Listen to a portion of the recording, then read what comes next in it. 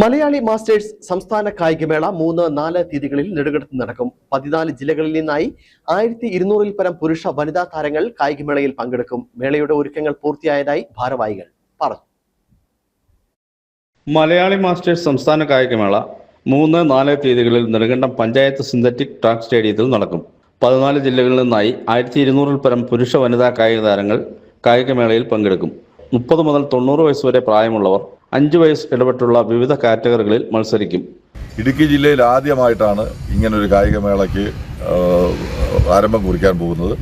കേരളത്തിലെ 14 ജില്ലകളിൽ നിന്നായി 1400-ൽ പരം കായിക താരങ്ങൾ പങ്കെടുക്കും. നെടുങ്കണ്ടത്തെ സംബന്ധിച്ച്, നെടുങ്കണ്ടത്തെ പൊതുസമൂഹത്തെ സംബന്ധിച്ച് ഇതൊരു പുതിയ അനുഭവമായിരിക്കും. ഒളിമ്പിക്സിലുള്ള എല്ലാ കായിക ഇനങ്ങളും ഈ മേളയിൽ ഉൾപ്പെടുത്തിയിട്ടുണ്ട്.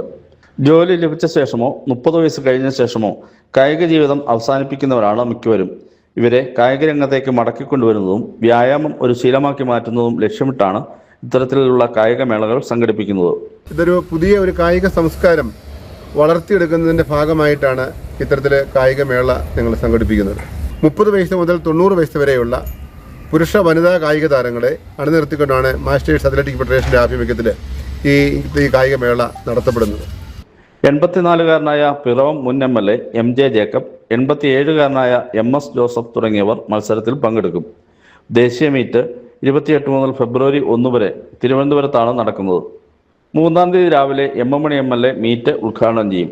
കട്ടപ്പന നഗരസഭാ ചെയർപേഴ്സൺ ജോയി വെട്ടിക്കുഴി മുഖ്യപ്രഭാഷണം നടത്തും.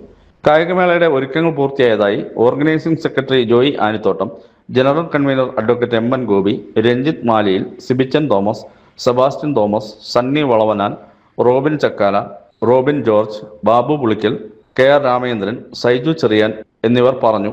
News bureau, Nedumkandam.